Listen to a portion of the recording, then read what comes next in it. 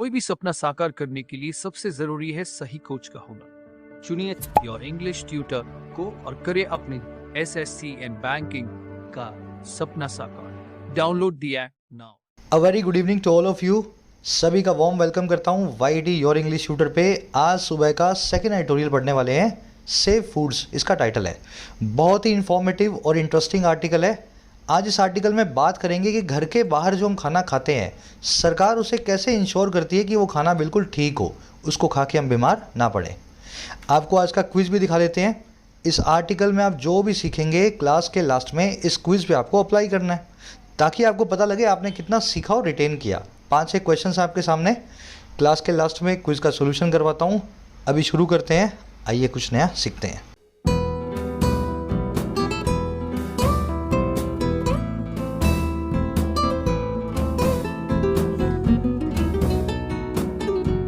चलिए, कह रहे सेफ फूड्स। सेफ फूड्स तो आप समझ ही गए, ऐसी खाने की चीज़ें जो खाने के लिए बिल्कुल सेफ हैं, सही हैं। और बात की जा रही है on the need to develop lab infrastructure in states. बात हो रही है उस नीड की, उस ज़रूरत की जो है विकसित करने की, डेवलप करने की लैब इंफ्रास्ट्रक्चर को, लेबोरेटरी इंफ्रास्ट्रक्चर को स्टेट्स के अंदर। तो जो भी आप खाना बाहर खाते हो ना, सरकार की जिम्मेदारी बनती है कि हर थोड़े दिनों से छोटे मोटे दुकानों ढाबों से कुछ सैंपल्स को उठाए और उन सैंपल्स को अपनी लैब में टेस्ट करके देखे कि वो खाना ठीक से बना है या नहीं बना है। अगर लैब्स होंगी तभी सरकार टेस्ट कर पाएगी। तो आर्टिकल में इस ज़रूरत को बताया गया है कि किस स्टेट में कितनी लैब्स की ज़रूरत है। शुरू करेंगे इसके टाइटल पैराग्राफ से। आर्टिकल को देखें क्या कहना चाह रहा है। कह states need help in developing food laboratory infrastructure and enhancing man power. कह रहे सभी स्टेट्स को ज़रूरत है दो चीज़ों की। एक तो ज़रूरत है उनको हेल्प की दो कामों के लिए। पहला काम है डेवलप करना, विकसित करना फूड लेबोरेटरी इंफ्रास्ट्रक्चर को, ऐसा लेबोरेटरी का इंफ्रास्ट्रक्चर जहाँ पे खाने की टेस्टिंग हो सके। तो एक तो इस चीज़ के लिए ज़रूरत है, और दूसरी इसको ज़रूरत है इन्हांस करने के लिए और ऊपर लाने के लिए मैन पावर को, काम करने वाले एम्प्लॉयज़ को। तो ज़्यादातर स्टेट्स में लैब इंफ्रास्ट्रक्चर ख़राब है या फिर लैब में काम करने के लिए ट्रेंड एम्प्लॉयज़ नहीं है। तो दोनों ही चीज़ों के लिए स्टेट्स को सरकार की मदद की ज़रूरत पड़ेगी। स्टेट्स की वर्ब है नीड, हेल्प चाहिए दो चीज़ों में। पहला है इन लगा के डेवलपिंग, दूसरा है इन लगा के enhancing. In developing, in enhancing, समझ रहे हो ना। एंड कंजंक्शन से दोनों जेरेंट जुड़े हुए हैं वर्ब के आईएनजी फॉर्म्स। चलिए, सिंपल सा सेंटेंस है। अब एक काम करेंगे, आगे बढ़ने से पहले इस डेवलप नाम के वर्ड पर थोड़ी नज़र डालते हैं। डेवलप, डिस्कवर और इन्वेंट, ये तीन वर्ड्स हैं और एक जैसा ही मीनिंग रखते हैं ऑलमोस्ट। आपको बताना है तीनों में क्या फ़र्क है। मान लीजिए मैं आपसे ऐसा बोलूँ कि हम टाइम मशीन बना रहे हैं। टाइम मशीन बना रहे हैं, तो टाइम मशीन को क्या कर रहे हैं? डेवलप कर रहे हैं, इन्वेंट कर रहे हैं, डिस्कवर कर रहे हैं। चलो, बड़ा सिंपल सा फॉर्मूला है। इन्वेंट उस चीज़ को करेंगे जो चीज़ें ऑलरेडी एग्जिस्ट नहीं करती हैं नेचर में। जैसे आपने कोई डिवाइस बनाया, कोई टेक्नोलॉजी बनाई, कोई मशीन बनाई, आपने टीवी बनाया, रेफ्रिजरेटर बनाया, एसी बनाया, माइक्रोवेव ओवन बनाया। ये सब चीज़ें प्रकृति में पहले से नेचर में नहीं थी, आपने बनाई तो हमें मिली। इन सब चीज़ों को आप करेंगे इन्वेंट। डिस्कवर इसका बिल्कुल उल्टा है। जो चीज़ें ऑलरेडी एग्जिस्टिंग हैं इन नेचर, उनको अगर आप ईजाद करते हैं तो आप उनको डिस्कवर करेंगे। जैसे आपने कोई थ्योरी बनाई, आपने बताया 2 और 2 4 होते हैं, तो ऐसा नहीं है आपने नहीं बताया था तो 2 और 2 4 नहीं होते थे। आपने रेडियो वेव्स की खोज की, तो रेडियो वेव्स तो नेचर में पहले से है ना, आपने खाली उनको खोजा है, सबको पता लगा के बताया आपने। जैसे आपने पाइथागोरस प्रमेय है, पाइथागोरस थ्योरम है, थ्योरी ऑफ रिलेटिविटी है, आपने इसको खोजा, तो ये थ्योरीज ऑलरेडी पहले थी। अगर ग्रेविटेशन के लॉज न्यूटन ने खोजे, तो न्यूटन के खोजने से पहले भी ग्रेविटी एग्जिस्ट जो है नेचर में करती थी। तो हर वो चीज़ जो पहले से नेचर में है, लेकिन आप उसको पहली बार ईजाद करके सबके सामने रख रहे हैं, तब आप उसको करेंगे डिस्कवर। सिंपल सा फॉर्मूला, जो पहले से नेचर में नहीं है वो इन्वेंट, जो पहले से नेचर में है वो डिस्कवर। अब डेवलप किसको करते हैं? डेवलप आप करते हैं किसी मेडिसिन को या प्रोसीजर को, ठीक है। डेवलप करते हैं आप किसी बीमारी के इलाज को या बीमारी की दवा को। मान लीजिए किसी ने पैरासीटामोल बनाई, या किसी ने वैक्सीन बनाई, या किसी ने ऑपरेशन का एक प्रोसीजर बनाया, तो वैक्सीन, ऑपरेशन, प्रोसीजर, ये सब के सब डेवलप किए जा रहे हैं, क्योंकि इनकी स्टेप बाय स्टेप प्रोसेस होती है। ना इनको इन्वेंट किया जा रहा है, ना इनको डिस्कवर किया जा रहा है।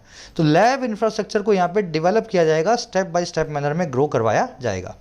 अब इन 3 वर्ड्स को ध्यान रखना, इन पे क्वेश्चंस बनाऊंगा आज के क्विज में भी। आ जाओ आगे बढ़ते हैं, इस आर्टिकल की वोकैब पे नज़र डालेंगे। एक लाइक और एक शेयर सेशन को जरूर से दें ताकि टीचर को मोटिवेशन मिले।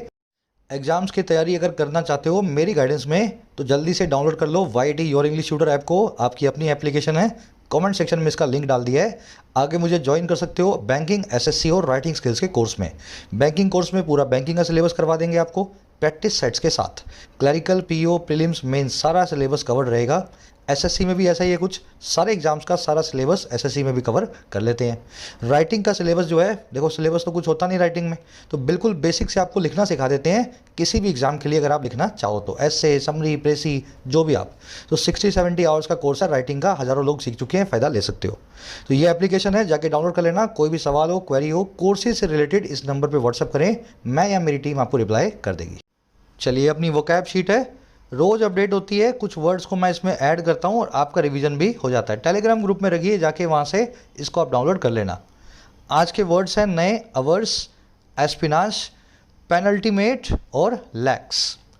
देखिए, अवर्स का मतलब होता है किसी चीज़ के लिए हेजिटेंट, किसी चीज़ से एलर्जिक, किसी चीज़ से आपको, किसी काम को करने के लिए आपका तैयारी ना हो, आपको संकोच हो, आपको मन में झिझक हो, तो आप उस काम के लिए एवर्स हो जाते हैं। जैसे most unsuccessful people are averse to change. ज़्यादातर जो नाकामयाब लोग हैं वो चेंज से बचने की कोशिश करते हैं, एवर्स टू चेंज होते हैं। चेंज को देखते ही हेजिटेंट हो जाते हैं, झिझक होती है उनको या उनको एलर्जी हो जाती है। इसको लोथ, अनविलिंग, रिलक्टेंट और डिसइंक्लाइंड भी बोलते हैं। चारों का मतलब है किसी काम से बचने की कोशिश करना, किसी काम से झिझक रखना। तो रिलक्टेंट नाम का वर्ड आज आप आर्टिकल में देखेंगे, एवर्स का सिनोनिम है। अगर आप पढ़ाई या मेहनत से जी कतराता है आपका, अगर आप उससे संकोच करते हैं तो आप पढ़ाई करने से या मेहनत करने से रिलक्टेंट है ना। इसको आप ऐसे याद रख सकते हैं। एस्पिनाज एक बहुत ही प्यारा वर्ड है। एस्पिनाज का मतलब होता है जासूसी, किसी की स्पाइंग करना। इसको सर्विलेंस या स्नूपिंग भी बोलते हैं। सर्विलेंस जो इसका सिनोनिम है वो आज आप आर्टिकल में देखने वाले हैं। The government is facing charges of wide spread espionage. सरकार फेस कर रही है इन आरोपों को जो है बहुत बड़े स्तर पर वाइड स्प्रेड एस्पिनाज के, जासूसी के। तो सरकार ने कई लोगों की जासूसी करवाई थी और ऐसे चार्जेस सरकार के ऊपर आज लगे हुए हैं। अगला वर्ड है पेनल्टीमेट। अल्टीमेट का मतलब होता है आखिरी, और ये पेन रूट लगाना, इसका मतलब होता है ऑलमोस्ट। तो पेनल्टीमेट का मतलब हो गया ऑलमोस्ट, ऑलमोस्ट लास्ट। अब ऑलमोस्ट लास्ट से मतलब क्या है, सेकेंड लास्ट। मान लीजिए 10 लोग एक रेस में दौड़ रहे हैं, तो जो 10वें नंबर का आदमी है वो तो लास्ट नंबर पे आया, और जो 9वें नंबर का पर्सन है वो हो गया सेकंड लास्ट यानी कि पेन अल्टीमेट। तो पेन प्लस में अल्टीमेट, ऑलमोस्ट लास्ट यानी कि second last. November is the penultimate month of the year. नवंबर जो है सेकंड लास्ट मंथ होता है किसी भी साल का, दिसंबर और उससे पहले नवंबर। याद रहेगा ना वर्ड। चलो आगे बढ़ते हैं। ये पेन को मैं अलग करके दिखा देता हूँ ताकि आपके दिमाग में इसकी तस्वीर बैठ सके। पेन प्लस में अल्टीमेट। एक वर्ड है लैक्स।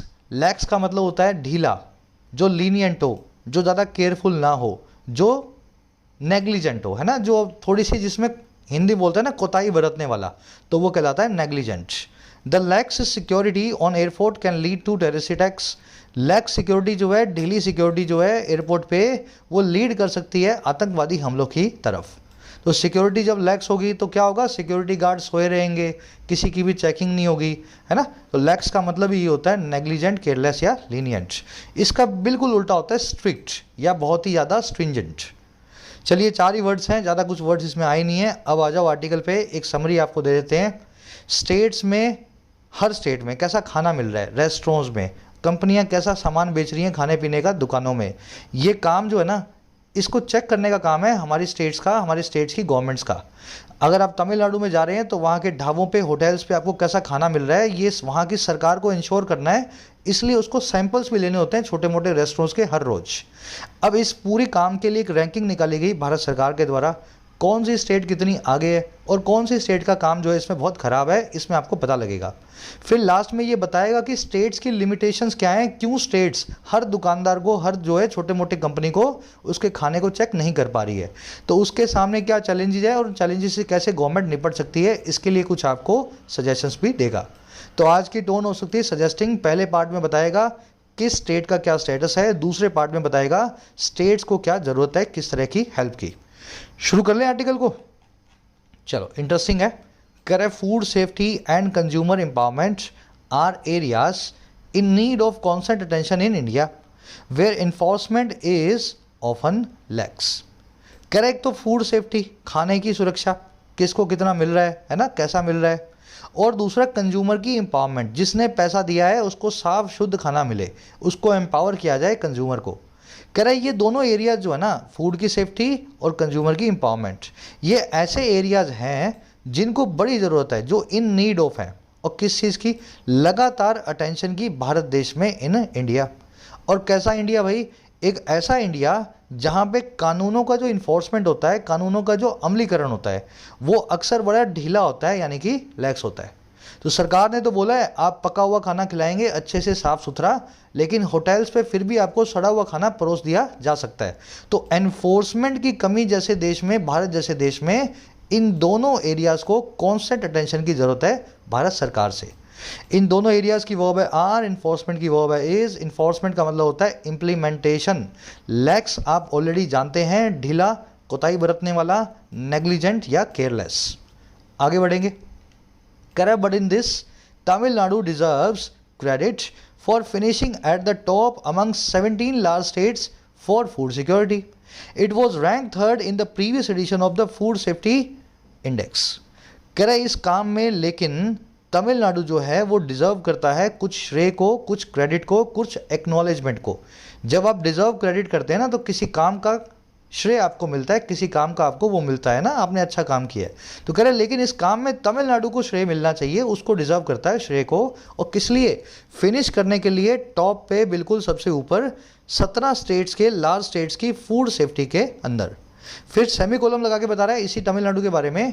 कह रहा है इसको रैंक किया गया था तीसरे दर्जे पे, तीसरे जो है रैंक पे, प्रीवियस एडिशन में इसी सेफ्टी इंडेक्स के, स्टेट फूड सेफ्टी इंडेक्स के।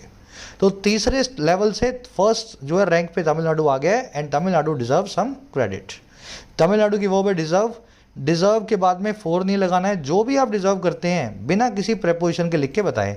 जैसे ही deserves this job, we deserve some praise, they deserve some help, है ना। तो ये deserve for praise, deserve for help, ऐसा गलत होता है, इसके बाद में प्रेपोजिशन नहीं लगाना। हाँ, डिजर्विंग नाम का नाउन है ना, उसके बाद में ऑफ आ जाता है। जैसे she is deserving of some credit, they are deserving of this job. आ गई बात समझ में। डिजर्विंग जो है अपने बाद में ऑफ लेगा एडजेक्टिव फॉर्म में, लेकिन डिजर्व अपने बाद में कोई प्रेपोजिशन नहीं लेगा। इट की वर्ब रैंक, इट आया तमिलनाडु के लिए। आगे बढ़ेंगे। ये क्रेडिट नाम का वर्ड देख लो। क्रेडिट का मतलब होता है किसी चीज़ का श्रेय, किसी चीज़ की एक्नॉलेजमेंट। इससे 3 इडियम्स या प्रोवर्ब्स बनती हैं। 1 सेकंड के लिए अपनी वीडियो को यहाँ पॉज करो, क्लास को। तीनों में से कौन सी आपको आती है, एक बार खुद से चेक करो। जिनको आती हो बताना जरूर मुझे, है ना, कमेंट्स में। चलो, take credit where credit is due. इसका मतलब होता है to get acknowledgement of good work, है ना। एक्नॉलेजमेंट यहाँ पे ई को निकाल दो, ठीक है। अगर आपने कुछ अच्छा काम किया है तो आपने सबको जाके बताया देखो मैंने इस काम को किया है, तो आपने टेक क्रेडिट किया है जहाँ पे आपको क्रेडिट मिलना चाहिए। आपको कोई दे भी नहीं रहा, फिर भी आप जाके खड़े हो गए, आपने बताया देखो देखो मैंने इस काम को किया है ना। टेक क्रेडिट करना किसी अच्छे काम के लिए। अब दूसरा काम है ऑन क्रेडिट। ऑन क्रेडिट का मतलब होता है किसी चीज़ को क्रेडिट पे लेना, यानी कि to take something, to buy या टेक समथिंग, या बाय लिख दूँ, समथिंग ऑन अ लोन। आपने कुछ टीवी खरीदा, कुछ फ्रिज खरीदा, पैसे नहीं दिए पूरे, दुकानदार को बोला कि आधे पैसे दे रहा हूँ, आधे कल दूंगा, है ना, या परसों दूंगा, ईएमआई बना दो। तो आप क्या कर रहे हो, आप जो है ऑन क्रेडिट उस टीवी या फ्रिज को बाय कर रहे हो। इसी से बनता है क्रेडिट कार्ड, ऐसा कार्ड जिस पे आपको लोन पे कुछ लेने की फैसिलिटी मिले, क्रेडिट कार्ड। अब तीसरी इडियम है एक्सटेंड क्रेडिट टू समवन। अब इसके 2 मीनिंग्स हैं। Meaning number 1, to give praise to someone. किसी ने कोई अच्छा काम किया, आपने उसको क्रेडिट दिया और बताया कि देखो देखो आपने कितना अच्छा काम किया है। फर्स्ट मीनिंग है ये। और सेकंड मीनिंग क्या है, किसी को लोन पे कोई चीज़ देना। देखो क्रेडिट का दूसरा मीनिंग क्या होता है, लोन होता है ना। तो अगर आपका कोई दोस्त आया, उसने बोला कि भाई ये लेना है मुझे, आपने अपना उसको पैसा दिया और लोन दे दिया, कुछ भी कर दिया, तो give someone a loan. Extend credit to someone, किसी को प्रशंसा देना या किसी को उधार देना। याद रहेंगी तीनों इडियम्स। आगे बढ़ते हैं। जैसे ही कोई ट्रिगर वर्ड मिलता है ना, मेरी कोशिश ये होती है जितनी मुझे आती है मैं सारी आपके सामने लिख के आपको बता दूं। इसी तरीके से आपको इडियम्स याद करनी है समझ समझ के। आगे बढ़ते हैं। कह रहा है that Tamil Nadu with 82 marks is ahead of Gujarat by 4.5 marks and Maharashtra by 12 marks highlights it's creditable showing. कह रहा है दैट, ये बात की। अच्छा भाई कौन सी बात? कि तमिलनाडु जो है 82 नंबरों के साथ इज है आगे, अहेड ऑफ आगे, और किसके? गुजरात के। और कितने नंबर्स के साथ? 4.5 मार्क्स के साथ। तमिलनाडु के 82 हैं तो गुजरात के 77.5 हैं। और महाराष्ट्र से आगे है 12 मार्क्स हैं, महाराष्ट्र को तो सिर्फ 70 मार्क्स ही मिले हैं। कह रहे ये जो बात है ना, तमिलनाडु इतना आगे है, ये बात हाईलाइट करती है, जोर डालती है, प्रकाश डालती है इसकी उस शोइंग पे, उस परफॉर्मेंस पे जो क्रेडिटेबल है, जिसको क्रेडिट दिया जाना चाहिए, जो प्रेज वर्दी है, प्रशंसा के लायक है। आगे बात समझ में? दोनों ही बड़ी बड़ी स्टेट से तमिलनाडु काफ़ी आगे है और ये काम अपने आप में बहुत प्रशंसनीय, प्रेज वर्दी है। दैट की वर्ब है हाईलाइट्स, तमिलनाडु की वर्ब है इज। अहेड ऑफ मतलब आगे, क्रेडिटेबल मतलब वर्दी ऑफ क्रेडिट या एडमायरेबल या प्रेज वर्दी है ना, लॉडेबल भी इसको बोलते हैं। Correct developed by the food safety and standards authority of India या FSSAI। The food safety index evaluate states and union territories on these parameters apart from their size. अब ये कॉलम लगा के बता देगा वो सारे पैरामीटर्स। कह रहे जो डेवलप किया गया है, जिसको विकसित किया गया है food safety security authority of India के द्वारा, जिसके आगे द भी लगा दिया हमने, सरकारी संस्था है। कह रहे इसके द्वारा डेवलप किया गया जो फूड सेफ्टी इंडेक्स है ना, ये इवेल्युएट करता है, ये असेस करता है, जायजा करता है ये सारी स्टेट्स का और यूनियन टेरिटरीज का इन पैरामीटर्स पे, इन सभी कसौटियों पे। पैरामीटर मतलब कसौटी, स्टैंडर्ड, बेंचमार्क।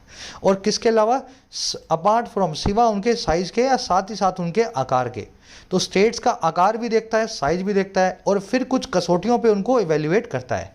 अब वो बताएगा वो कसौटियाँ क्या क्या हैं। पहली है human resource and institutional data, दूसरी है कंप्लायंस, तीसरी है फूड टेस्टिंग जिसमें इंफ्रास्ट्रक्चर और सर्विलेंस दोनों आ गई, चौथी है ट्रेनिंग एंड कैपेसिटी बिल्डिंग और पांचवी है कंज्यूमर एम्पावरमेंट। तो इस तरीके से ये जो इंडेक्स है इस कंपनी के द्वारा, इस संस्था के द्वारा बनाया गया, इन सभी कसौटियों पे स्टेट्स को इवेल्युएट यानी कि असेस करता है।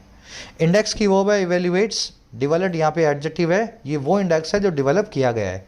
पैरामीटर मतलब कसौटी, बेंचमार्क, स्टैंडर्ड, अपार्ट फ्रॉम मतलब इस चीज़ के साथ साथ। सर्वेलेंस आप जानते हैं, जासूसी, एग्जामिनेशन, इंस्पेक्शन, स्नूपिंग, है ना, किसी के ऊपर स्पाइंग करना, सर्वेलेंस करना। बाकी इसमें कुछ है नहीं। ट्रेनिंग कैपेसिटी बिल्डिंग आप जानते हो, ट्रेन करना। कंज्यूमर एम्पावरमेंट मतलब ग्राहक को ताकतें देना। अगर किसी ग्राहक को गलत खाना दिया गया है तो ग्राहक के पास ताकत हो कंप्लेन करके उसको सबक सिखाने की दुकानदार को। और बढ़े आगे। ह्यूमन रिसोर्सेज मतलब मैन पावर। इंस्टीट्यूशनल डेटा मतलब कितना डेटा कंपनीज से, इंस्टीट्यूशन से रिलेटेड सरकार के पास है। कह रहे Tamil Nadu has improved it's standing in human resource and institutional data and training and capacity building. कह रहा तमिलनाडु इसलिए आगे आया क्योंकि इसने इम्प्रूव किया है अपनी पोजीशन को, स्टैंडिंग को, रैंकिंग को इन दो टाइप की कसौटियों पे। पहली है ह्यूमन रिसोर्स इंस्टीट्यूशनल डेटा, दूसरी है ट्रेनिंग कैपेसिटी बिल्डिंग। ज़्यादा समझाने की ज़रूरत नहीं है ना इसको। ह्यूमन रिसोर्स मतलब मैन पावर, कितने लोग तमिलनाडु ने इस फूड सिक्योरिटी में लगाए हैं। इंस्टीट्यूशनल डेटा मतलब तमिलनाडु की सरकार के पास हर दुकान, गली, मोहल्ले के ठेले वाले, छोटे बड़े रेस्टोरेंट्स का डेटा है या नहीं। और ट्रेनिंग एंड कैपेसिटी बिल्डिंग है, कितने अच्छे तरीके से इन लोगों को ट्रेन किया गया है। Correct there has been incremental progress in compliance which measures overall coverage of food businesses in licensing and registration, and food testing which scrutinizes availability of adequate testing infrastructure with trained manpower in the state's duties for testing food samples। अब कह रहा है ये तो दो areas में तमिलनाडु ने improve किया, इसके अलावा कुछ और एरियाज भी होंगी जहाँ पे इम्प्रूवमेंट थोड़ी बहुत ही आई होगी, या जो आई है वो मतलब ठीक ठाक से आई है। तो कह रहा है इंक्रीमेंटल प्रोग्रेस को देखा गया है कुछ एरियाज के अंदर। अब ये इंक्रीमेंटल क्या होती है? Additional, step by step manner में। अचानक से 10 से 20 नहीं हुई, पिछले साल 10 से 11 हुई थी, इस साल 11 से 12 हुई है, हल्की हल्की थोड़ी थोड़ी आगे की दिशा में बढ़ती हुई इंक्रीमेंटल। तो कह रहे हैं आगे की दिशा में बढ़ती हुई लेकिन थोड़ी थोड़ी प्रोग्रेस रही है इन एरियाज में। पहला एरिया है कंप्लायंस और दूसरा एरिया है फूड टेस्टिंग। अब कंप्लायंस के बारे में बताएगा। कह रहे इस एरिया में वो होता है कि इसमें मेजर किया जाता है, नापा जाता है ओवरऑल कवरेज को फूड के बिजनेसेस की लाइसेंसिंग और रजिस्ट्रेशन के हिसाब से। क्या हर ठेले के बाद पास जो है FSSAI का सर्टिफिकेट लाइसेंस है या नहीं, तो ये होगी कंप्लायंस, है ना, कितनों का रजिस्ट्रेशन करवाया गया है या नहीं। और दूसरा है फूड टेस्टिंग, जिसमें स्क्रूटनाइज किया जाता है, इन्वेस्टिगेट किया जाता है, छानबीन की जाती है, और किसकी, availability of adequate testing infrastructure की, ट्रेंड मैन पावर के साथ में सभी स्टेट्स और यूटीज़ में फूड सैंपल्स को टेस्ट करने के लिए, है ना। तो इसमें इस फूड टेस्टिंग के अंदर इस चीज़ को देखा जाता है, कितनी मैन पावर इनके पास है, कितने लोग ट्रेंड हैं, और कैसे वो ट्रेनिंग लेकर के फूड को गली मोहल्लों से उठा के टेस्ट कर रहे हैं, विच की वर्ब है स्क्रूटनाइजेस।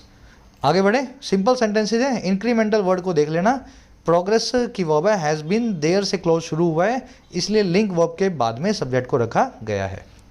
कह the state has performed marginally lower than what it did last year in consumer empowerment. अब कह रहे एक एरिया ऐसा भी है जहाँ पे तमिलनाडु की रैंकिंग गिरी है, स्टेट ने परफॉर्म किया है थोड़ा सा नीचे, मार्जिनली, मार्जिनली मतलब स्लाइटली, लाइटली, तो लाइटली थोड़ा सा नीचे स्टेट ने परफॉर्म किया है मुकाबले उस चीज़ के जिसमें इसने लास्ट ईयर परफॉर्म किया था कंज्यूमर एम्पावरमेंट के एरिया के अंदर। कंज्यूमर एम्पावरमेंट फिर से समझ लेना, कंज्यूमर को पावर देना। अगर कंज्यूमर को गलत खाना मिल जाए तो उसके पास कितनी पावर्स हैं कि उस दुकानदार को कंज्यूमर सबक सिखा सके, है ना, कानून के जरिए। तो इस एरिया में तमिलनाडु ने थोड़ा सा कम जो है रैंक किया है। स्टेट की वर्ब है हैज़ परफॉर्म्ड, मार्जिनली मतलब स्लाइटली, इट की वर्ब है डिड, इट आया ऑफ कोर्स तमिलनाडु के लिए। कह रहा है but barring Tamil Nadu there is nothing for the other southern states to cheer about, despite the region being more advanced than rest of the India in many social economic indicators. कह रहा लेकिन अगर बार कर दें, छोड़ दें तमिलनाडु को, बारिंग मतलब एक्सेप्ट फॉर, एक प्रेपोजिशन है। कह रहा लेकिन तमिलनाडु को अगर छोड़ दें, साइड में रख दें, तो कुछ भी नहीं है वहाँ पे, देयर इज़ नथिंग दूसरी सदर्न स्टेट्स के लिए, कर्नाटका के लिए, तमिलनाडु के अलावा केरला के लिए। कह रहा दूसरी सदर्न स्टेट्स के लिए कि वो खुश हों, चीयर अबाउट करें, और कैसे, बावजूद इस रीजन के होने के और ज़्यादा एडवांस्ड, और किसके मुकाबले, बाकी बचे हुए भारत के मुकाबले कई सारे सोशल इकोनॉमिक इंडिकेटर्स में, कई सारे सामाजिक आर्थिक जो है कसौटियों पे। तो सदर्न इंडिया हम जानते हैं ऑलरेडी बहुत अच्छा है नॉर्दर्न इंडिया से। अगर सोशो इकोनॉमिक जो है स्टेटस की बात करो, वहाँ पे जॉब्स ज़्यादा हैं, वहाँ पे एजुकेशन ज़्यादा है ना, तो बावजूद सदर्न इंडिया के बहुत आगे होने के तमिलनाडु को छोड़ के किसी भी स्टेट ने कोई भी अच्छा काम नहीं किया जिसके बारे में वो खुश हो सकें, चीयर अबाउट कर सकें। बारिंग समझ गए, एक्सेप्ट फॉर, नथिंग की वर्ब है इज, देयर से क्लोज शुरू हुआ है इसलिए लिंक वर्ब के बाद सब्जेक्ट को रखा गया है। बीइंग यहाँ पे डिस्पाइट प्रीपोजिशन का ऑब्जेक्ट है, डिस्पाइट द रीजन बीइंग, बावजूद इस पूरे रीजन के, बीइंग यानी होने के, या बीइंग की बात हो रही है होने की। कह रहा Kerala which came second last time is now at 6 spots, Karnataka has retained its 9th position, Telangana slipped from 10 to 15 and Andhra dropped to the last slot from the penultimate slot in previous edition when 20 states were covered, unlike the 17 now. कह रहा बाकियों की दुर्दशा, plight ऐसी है कि केरला जो है, जो पिछली बार सेकंड आया था, अब आ गया है 6वें स्थान पे, 6th spot पे। कर्नाटका अभी भी रिटेन कर रहा है, बना के रखा है इसने अपना 9वां नंबर, 9th पोजीशन। तेलंगाना तो 10वें से 15वें नंबर पे जा गिरा, और आंध्रा जो है गिर गया सेकंड लास्ट स्लॉट पे, और कहाँ से, पेनल्टीमेट स्लॉट से, सेकंड लास्ट स्लॉट से, जो प्रीवियस एडिशन में था जहाँ पे 20 स्टेट्स को कवर किया गया था, बिल्कुल उल्टा इस वाले के जिसमें 17 को आज की डेट में किया गया है। तो पिछली बार 17 की जगह 20 स्टेट्स थी, कर्नाटका सेकंड लास्ट नंबर पे आया था नीचे से, इस बार 17 हो गई और कर्नाटका आखिरी नंबर पे है, लास्ट नंबर पे है, ड्रॉप टू लास्ट स्लॉट। ये सेंटेंस बड़ा सिंपल सा है, इसमें बाकी सदर्न स्टेट्स के बारे में बताया गया है ना। ज़्यादा सब्जेक्ट वर्ब मेरे ख्याल से पकड़ने की जरूरत नहीं पड़ेगी। केरला की वर्ब है इज, विच आया केरला के लिए, वर्ब है केम, कर्नाटका की वर्ब है हैज रिटेन्ड, तेलंगाना की स्लिप्ड, आंध्रा की dropped. Kerala last, among UTs Pondicherry rose from 7 to 6 spots। अगर यूनियन टेरिटरीज की बात करें तो पौंडीचेरी जो है 7वें से 6वें स्थान पे आ गई है, थोड़ा सा ऊपर आई है। पौंडीचेरी की वर्ब है रोज, राइज की सेकंड फॉर्म है रोज, थर्ड फॉर्म है रीजन, राइज रोज रीजन, याद है ना आपको। चलो अब आ जाओ नेक्स्ट पैराग्राफ पे, इसमें बताएगा दिक्कत कहाँ कहाँ है, किस स्टेट में। कह रहा है but in an area such as food safety, states alone cannot make a big difference without the support of the central government. कह रहे लेकिन ऐसे एक एरिया में जैसा कि है फूड सिक्योरिटी, स्टेट्स इसमें ज़्यादा कुछ नहीं कर सकती, can not make a big difference, ज़्यादा बड़ा बदलाव नहीं ला सकती, और किसके बिना भाई, विदाउट सपोर्ट के बिना सेंट्रल गवर्नमेंट के। तो इस एरिया में सेंट्रल गवर्नमेंट का सपोर्ट बड़ा ही ज़रूरी है, जिसके बिना स्टेट्स कुछ नहीं कर पाएंगी, स्टेट्स की वो कैन नॉट मेक। कह रहा liberal assistance should be provided to the states and union territories as far as laboratory infrastructure and improvement of manpower, both technical and non-technical are concerned.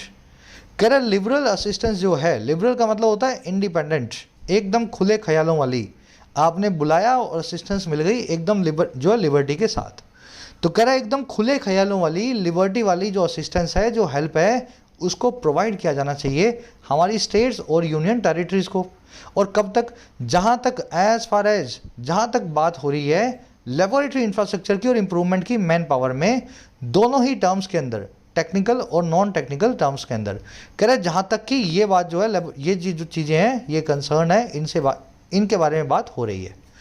आई बात समझ में ना, असिस्टेंस दिए जानी चाहिए, जहाँ तक इसकी बात हो, ये तो बहुत ही ज़रूरी है ना, improvement, laboratory infrastructure and improvement are concerned.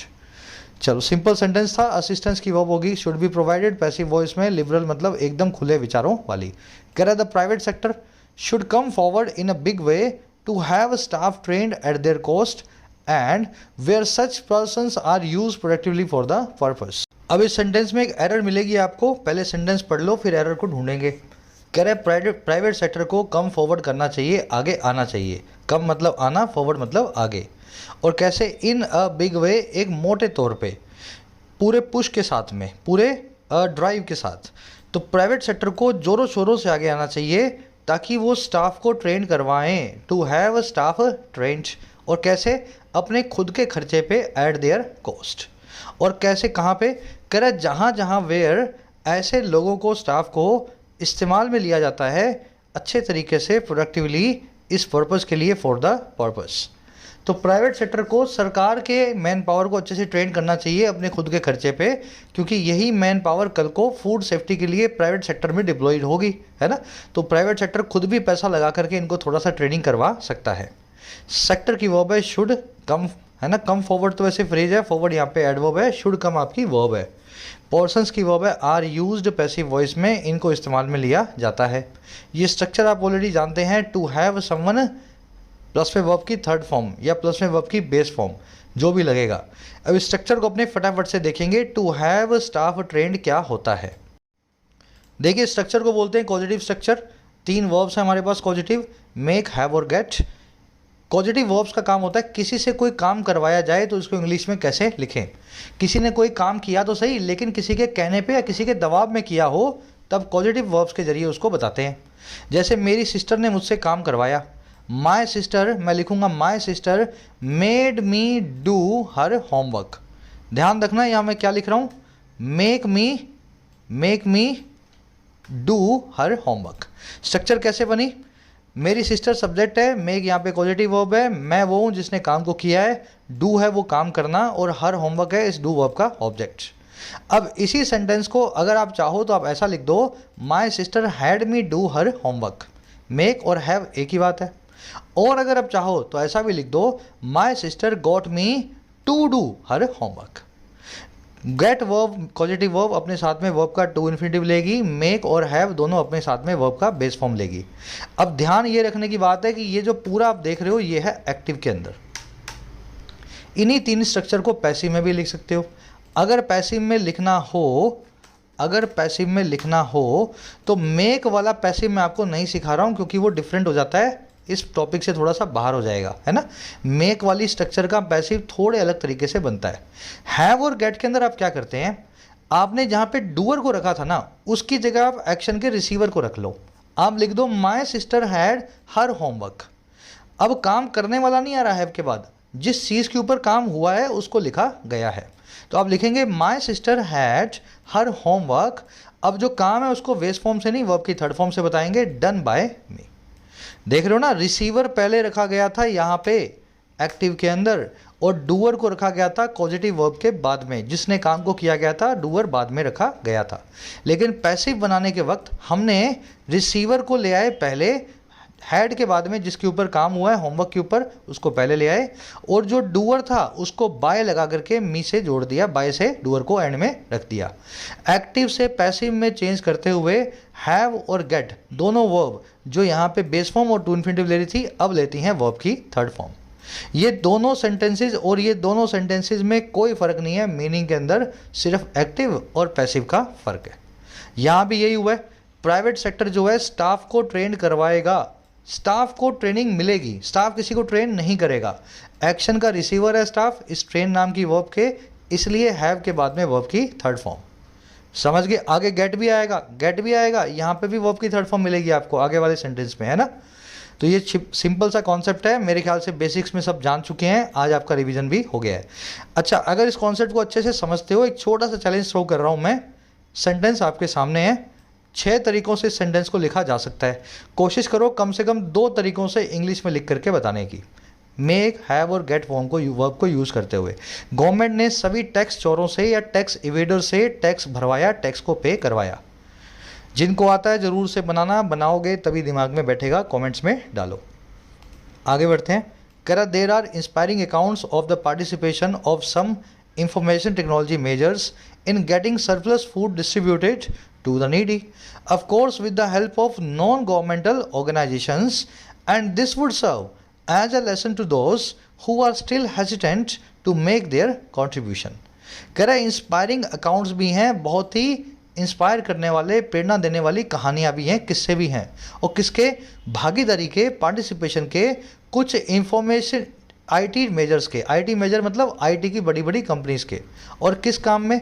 Surplus food को, बाकी बचे हुए फूड को गेट करवाने में, डिस्ट्रीब्यूट, उस फूड को सब तरफ बंटवाने में। और किस तरह, किन के लिए बंटवाने में? नीडी लोगों तक, जो ज़रूरतमंद लोग हैं वहाँ तक, टू द नीडी। कह रहा है वास्तव में ऑफकोर्स हेल्प के साथ में, मदद के साथ में कई एनजीओज़ की, नॉन गवर्नमेंटल ऑर्गेनाइजेशंस की। और कह रहा है ये चीज़ एक लेसन की तरह सर्व करनी चाहिए, इसका एक सबक आना चाहिए उन लोगों के लिए, टू दोस जो आज भी हेजिटेंट हैं, आज भी रिलक्टेंट है, आज भी रेडी नहीं है किसी कंट्रीब्यूशन को मेक करने के लिए। आई बात समझ में? तो कई सारे अच्छे एग्जांपल्स हमारे पास हैं, इन्फोसिस, विप्रो, टीसीएस, माइंडट्री, ऐसी बड़ी बड़ी आईटी कंपनी जो हैं, उनके पास जब खाना किसी इवेंट में बच गया तो उसको बड़े स्केल पे उन्होंने गरीब लोगों में बंटवाया एनजीओज़ की मदद के साथ। और जिनको आज भी सबक की ज़रूरत है उनको सबक लेना चाहिए कि आपको अपना हेजिटेशन, झिझक छोड़ करके अपना कंट्रीब्यूशन देने की ज़रूरत है। अकाउंट्स की वर्ब है आर, इंस्पायरिंग मतलब प्रेरणादायक, जो आपको इंस्पायर करें। गेट अगेन पॉजिटिव वर्ब है, गेट के बाद में अगर आप रिसीवर को रखेंगे तो वर्ब की थर्ड फॉर्म आएगी। तो फूड को बंटवाया गया है तो गेटिंग फूड, वर्ब की थर्ड फॉर्म डिस्ट्रीब्यूटेड। चलिए आगे बढ़ते हैं। दिस की वर्ब है should serve. Hesitant, reluctant, disinclined, unwilling, loath, ऐसे लोग जो किसी काम को करने में झिझक रहे हों।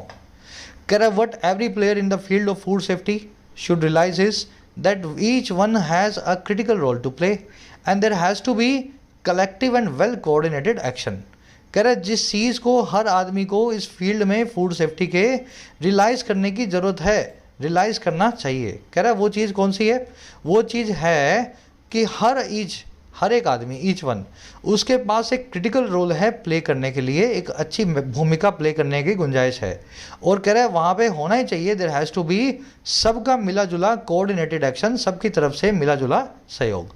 तो इस चीज़ को रियलाइज़ करने की ज़रूरत है। एवरी प्लेयर की वर्ब है शुड रियलाइज।